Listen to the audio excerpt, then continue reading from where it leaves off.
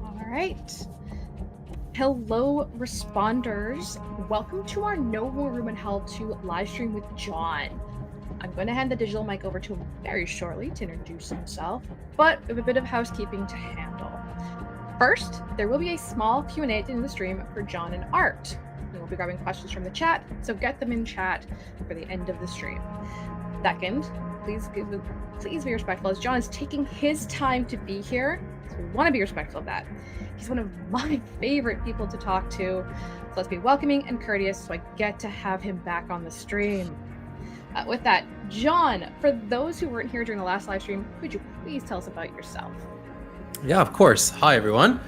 So I'm Jon. I'm the art lead on No More Room in Hell 2. I've been with the team for a while. I was part of the indie team before we joined Torn Banner. Some of you might know me as Sinalder from those days. But yeah, I'm super happy to be here today and talk about some of the art that we showed off in the trailer. I think we're specifically looking at the church today. So yeah, I'll take everyone around the surrounding area, show the church off, show some of the cemetery off. It should be pretty fun.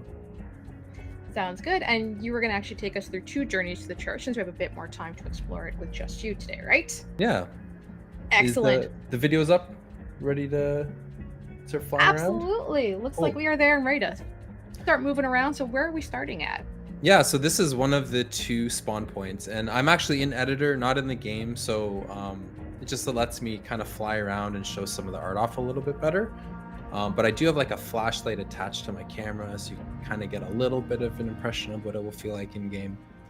But yeah, this is one of the 2 spawn locations. This is our Fountain of Youth, and this is just like one of the really cool locations that we referenced from Pennsylvania, in that sort of surrounding area. And we tried to we made up an area, but we incorporated a lot of realistic locations from the region and kind of put them together in kind of a smorgasbord of the coolest things we could find in the area. So this is the Fountain of Youth. It's kind of a spooky little crypt that you start off in, and you go through. Very stereotypical horror atmosphere location. I gotta say, this one it spawns me in here so often. It's something. I don't know why it keeps putting me in the crypt. Yeah, it's trying to tell you something. Maybe you've got some demons to battle. Yeah. It's got a couple Easter eggs here. Maybe some names of people from the dev team, you know. Oh, so I should stop and check out those plaques there when you get a chance. Yeah. And then this is sort of like coming out into like a much larger open area here where there's like multiple different paths, and you can kind of see the church way off in the distance there, kind of illuminated against the sky. You can see the little spire. It's a gorgeous silhouette. Yeah, and this is the actual Fountain of Youth here. So yeah, there's, like I said, there's multiple ways that you can take to get there. You can go through a little bit more sort of open air crypts here off to the side. But there's also like more the visitor parking area to visit this location, and in case you want to search the cars for any corpses or items that their occupants won't be using anymore, I suppose. Exactly. So yeah, there's lots of like we want to give players choice, right? Give them like the ability to actually explore this area, and each time they play, even if they spawn at the same spot, heading toward a similar location, that there's different things to see each time you're playing. So we really tried to construct a realistic place that kind of you can kind of rely on common sense to navigate. There's nothing weird or strange. Like it should feel grounded and believable. That was our goal anyhow. Well, I can't say I've ever woken up in a crypt in real life, but I will say that if I ever did, I will compare the 2. Maybe I should try and get on that, or not. When exploring, so actually, question for the chat: do you know if this is a cemetery or graveyard? We had this discussion the other day on what it should be because it is by the church. But when exploring the graveyard, is there any throwback to No More Room in Hell 1? Because I think I've heard something that there was one there as well. Yeah, so like our old maps, we had a huge variety of different locations. This particular iteration was kind of during the indie days. We expanded the Night of the Living Dead map and sort of added some church grounds and cemeteries to it. And I think everyone really loved these locations, so we definitely brought it into this new map as well. And like it's just that quintessential horror atmosphere, right? Like Mhm. you almost can't do a horror game without the spooky cemetery or um, all the creepy settings that entails. And we chose to do it in fall time as well, so we get some nice dead trees and or at least trees with leaves that have fallen off. Um, the nice Right. orange and red colors on the leaves. So Read my mind. I was just gonna ask about that as I saw some of the hanging trees kind of there of the what would be autumn and fall for the look of it. So that's an interesting time to choose. hmm yeah, and it But rains a from lot, so we can justify Mhm. like wetness and puddles and stuff to get those beautiful reflections you see. Just helps with the player leading and the overall atmosphere. Atmosphere is something we care about so much, right? It was something we cared about a lot on the first game as well. Is like really nailing that atmosphere. So my cat's coming to visit. Who's interested? Um, it's something we've always paid attention to, and like we put a lot of thought into it, and really try to theme these spaces and have like cohesive storylines throughout the whole map that all the locations sort of relate to each other. I'll talk a little bit about the storyline, I think, once we get to the actual church itself.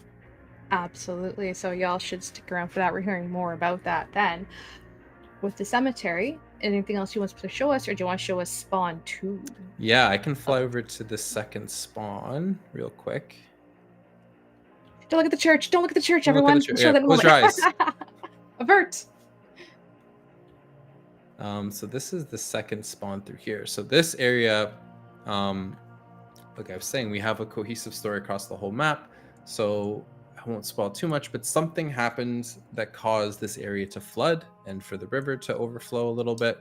So you can see here, you're kind of spawning in that flooded area and you're kind of wading through the water. Who knows what could pop out of the water when you're wading through it.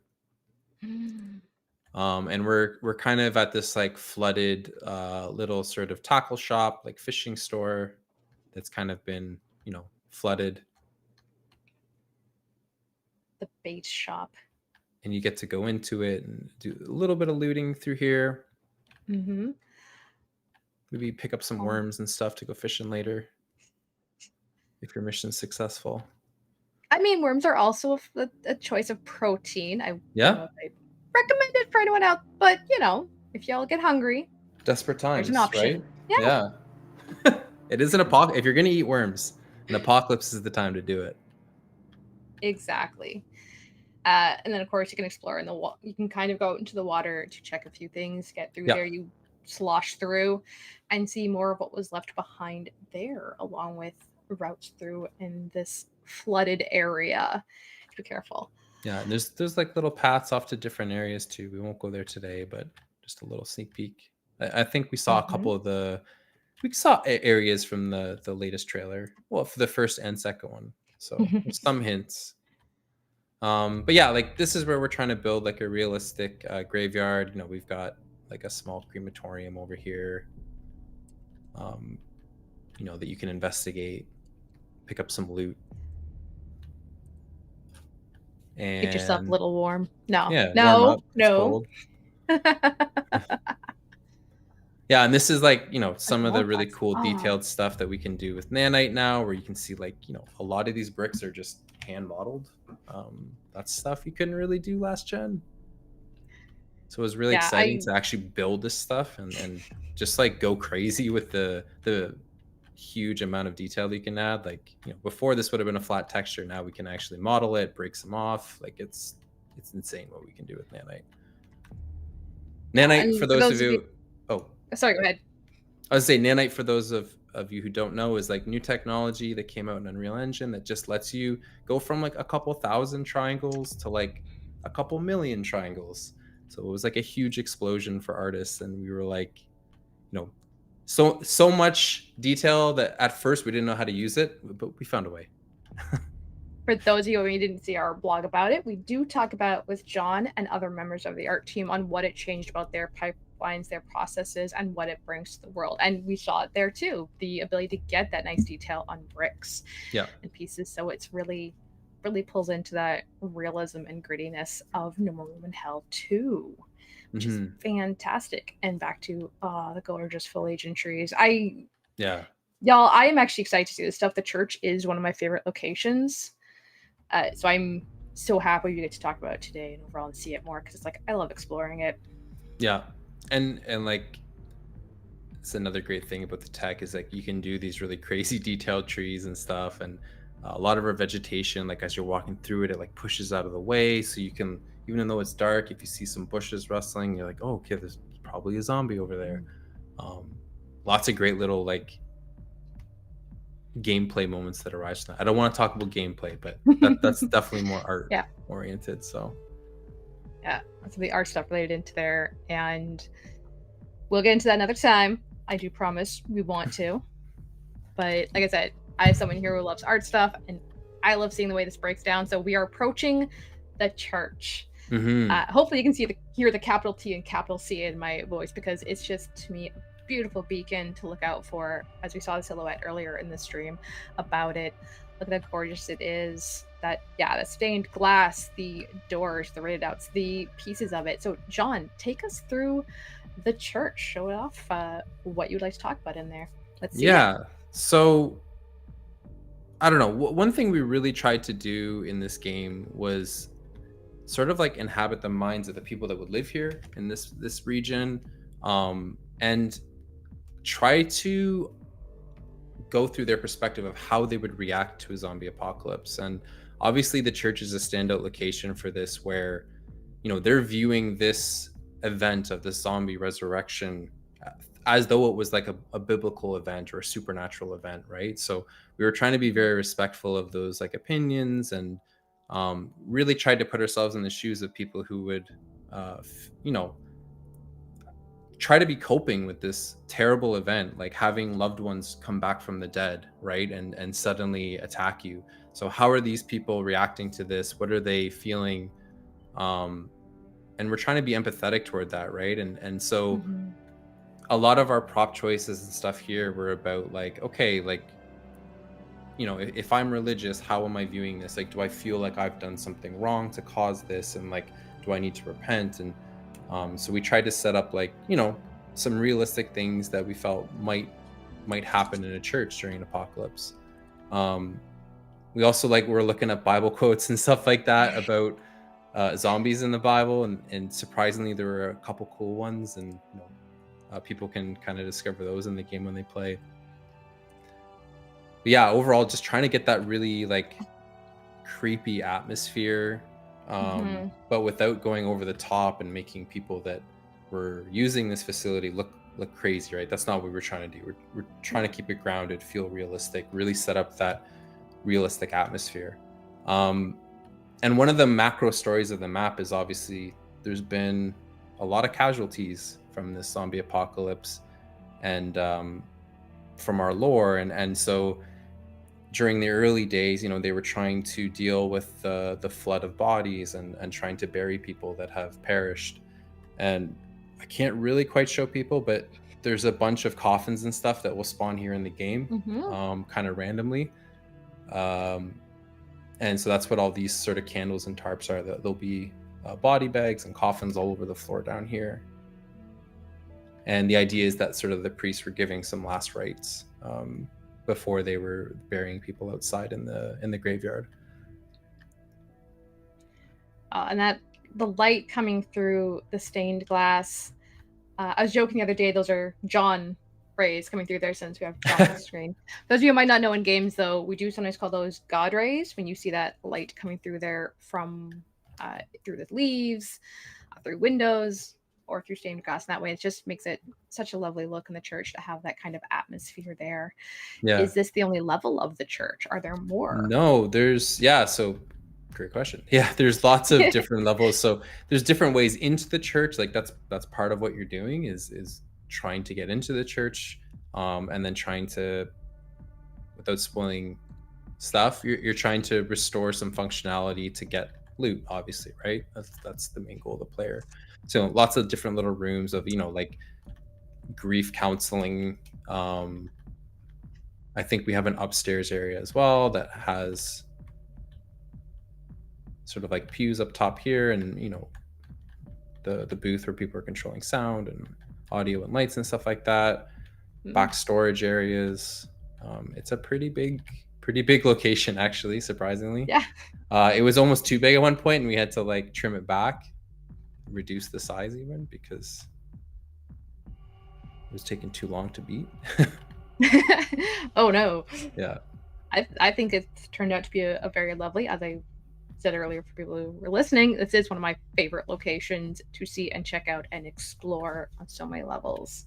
Mm-hmm. And then we were going to talk about the lighting states of the church. Now, we don't Yeah. have to show them off on stream. I understand in game or in engine can be a little bit difficult at times to do with that. No, let's hear some of the stuff about it. Yeah, so obviously, like, one of the things you're trying to do at this church is restore functionality, and so we actually have like multiple lighting states. You can see I turn the lights on here, and it drastically changes the way that the location feels, I would say. Like, once you can restore power, obviously things are a lot better lit. You're gonna have an easier time seeing any zombies sneaking up on you or trying to attack you, and then it sort of enables other gameplay functionality too, right, that you would be able to interact with in that church. But yeah, like, it takes a lot of work trying to balance the atmosphere. Like, you can see we have like little dust emotes kind of floating through the air, flickering something. I thought looked like either a flicker of light or a flicker of a spark up there, something going on, getting that atmosphere in. Yeah, these glow a bit from the in-engine, but in game these don't flicker as much like that. But yeah, one of the in-engine sort of limitations. The team did a lovely job just from concept to design to this point where we are at it with just beautiful. Yeah, so that's the one thing, right? Like, I think the pipeline for this location was we had our level artists, Luis kind of blocked in the overall structure and the shape, kind of built up those kits to, get a good feel for what's the space, what's the size of this building, how's it going to read from the distance. And then concept went in with that sort of like empty shell and just did like an awesome concept work for us. This is where we had a lot of our ideas for this cross at the front, the writing on the walls, the overall lighting, the mood, the atmosphere in here. And then even actually some of our concept artists like built a couple things, and then our artists cleaned it up. And then we work with level design to really like put it into a space, make it a cohesive gameplay space, make sure that the art supports the gameplay. And then it's like final lighting touches, right? So we have like a wonderful lighting artist who comes in. I helped a little bit with the lighting on this location as well. And that's where we add like the god rays, the overall mood, the atmosphere, the color, to really help I feel like lighting does so much, right? You can have really good art, but if the lighting doesn't show it off, it's hard to see it. So I think this is a location, just through the nature of having beautiful red stained glass windows, just, I don't know, it's so atmospheric. I love this location a lot. Same. And I think on that, we're actually going to move to our Q&A, because like, what higher note could we leave on than we both love this location so much, and I myself, John, I imagine you feel the same way. We cannot wait for our players to get to explore it and see what all is there in game. Yeah, I'll do a couple more shots of sort of the exterior here, and you can peek out these windows. It's all playable space, and then just a lot of detail with like the names of the locations from our narrative teams and making sure everything's cohesive. And I'm putting my request in right now, by the way. I want that stained glass as a screenshot for my mobile phone or something. Like, come on, that design is just so gorgeous. Give me that as a wallpaper. Oh, this is our little Romero tribute right here. Oh. Yeah. That's so sweet. So this is based off the one in Evans City, I think, in Pennsylvania. Though, for those of you who don't know, Pennsylvania is a very historic horror state. A lot of the classic movies were filmed there. All the Romero films and stuff. Obviously, he lived there for a while. Indeed. Yeah, so we reference that a lot because it's got all the classic tropes that we need. Yeah. So Q&A. Q&A. Last chance to get those questions as we move off of this. Thank you, John, for showing us the church. And of course, he is sticking around for these questions. So your last chance to get some in chat, and we're going to grab them. I will start from some from earlier in the screen. So we do have one that asks, how many total POI will there be on the map at release? Locations like the church and gas station. John, you can handle this, but I probably can caution folks that we're probably not going to give you an exact number. I can almost give you an exact number because we have this system called Jira, which I have to maintain, which is like, you're a lead artist. You don't always do art. Sometimes you do like management. And I think there's like 42 Jiras that we have to maintain for locations. Oh my gosh. Not all of them are big. There's a lot of small ones, but we have like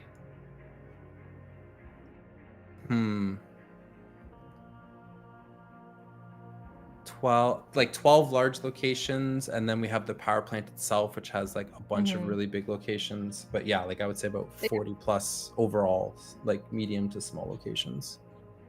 Yeah.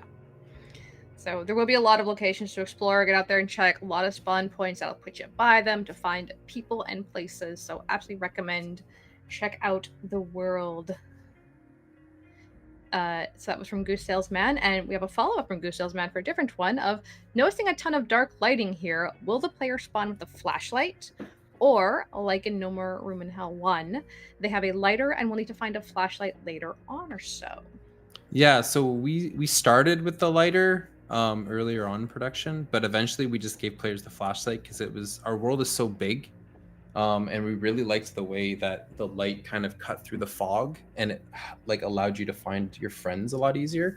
So it was a little bit of like, once again, that intersection between gameplay and art where it's like, artistically we make the game play better by sort of picking the option that works. So yeah, it just let us have these very dark forests and you still have the flashlight, but it's still a choice, whether or not you're going to equip that flashlight or if you want to equip, a two-handed weapon or something.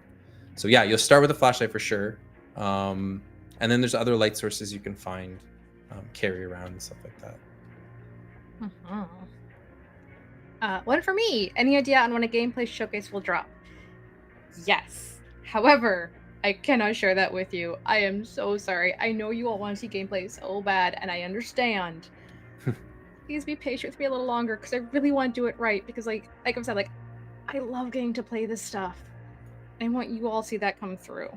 So there's plans. There will be gameplay shown. I want to show it. It's so fun. Yeah.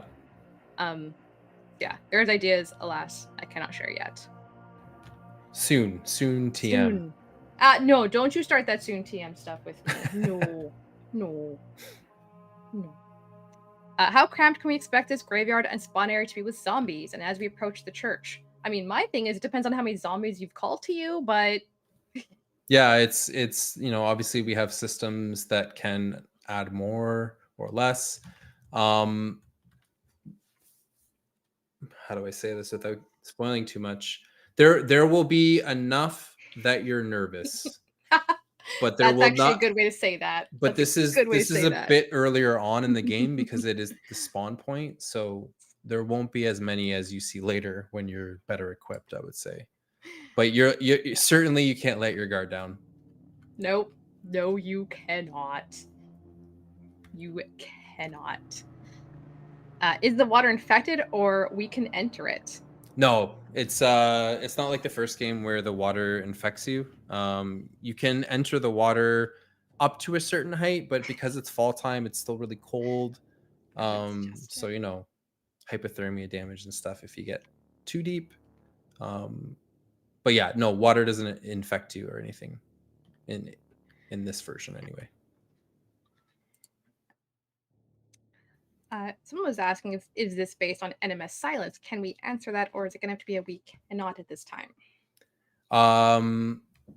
the whole map was not inspired by any one particular map, but like, how do I say this without spoiling too much? There, you'll see a lot of nods to former No More Room in Hell maps on this map, but it's like an amalgamation. It's sort of like the best hits of Pennsylvania and like some fan favorites from, No More Room in Hell 1.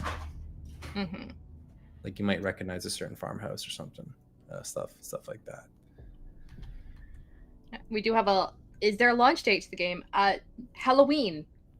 Halloween 2024. So that's going to be the early access launch. So be sure to wish list for the early access on Halloween. Mm-hmm. We do have, but what's the timeline of NMR2? Is it happen in the same universe as 1? I believe that's a better question for narrative. We can kind of give you a light response to it, but that would be a better question for narrative. Yeah. Yeah, so the game takes place right after No More Room in Hell 1. The idea is that like the survivors of the first game kind of go on to become responders, and now we're going back at like choosing to go back into the world to try to help out, but you're not well equipped, so it still maintains that feeling of the first game where you're scavenging, you're looking for supplies, but it's a direct sequel to the first game in that regard. So it's still very early on in the zombie outbreak, but it's not like the first day kind of thing, like No Room in Hell 1. Let's see here. I think we have a few more questions we can grab. Let's see. I can't talk about what theme to show you next. My apologies. If you want ideas of what you really want to see other than gameplay, because I know that is one, but let me know what you want to see by going to our Discord, and you can talk to us there. You can let us know on Twitter or Facebook, and I love to hear what you all are interested in seeing, because I love taking your ideas and seeing what I can do. Like talking to Jon, part of why I do that is because I have people and Jon wanting to talk about art and seeing what the world looks like. So always get your ideas in. I always love hearing them. Let's see, what else can we take here? We are wrapping up on questions soon, it looks like, if we're having a cool down on them. They are asking about a tool such as a flare gun or more powerful flashlight.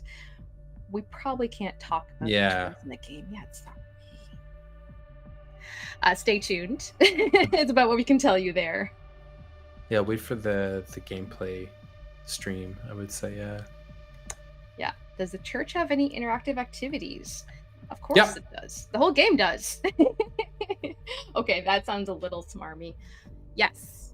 Right, Jon? The church does. There's all, like I said, there's the ability to restore power. Like you can see here, the lights are all on at this point.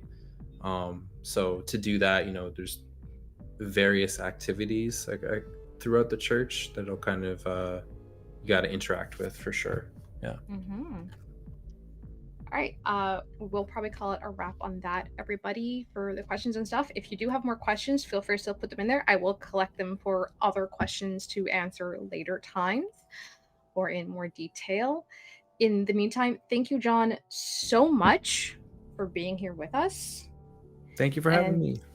Always. I love talking art with you. And then thank you, everyone, for being with us today. If you haven't yet, visit our website to sign up for the newsletter, join our Discord, follow us on Facebook or X, wishlist on Steam and Epic, and keep your brains uneaten, and we'll see you next time. Bye, everyone. Bye.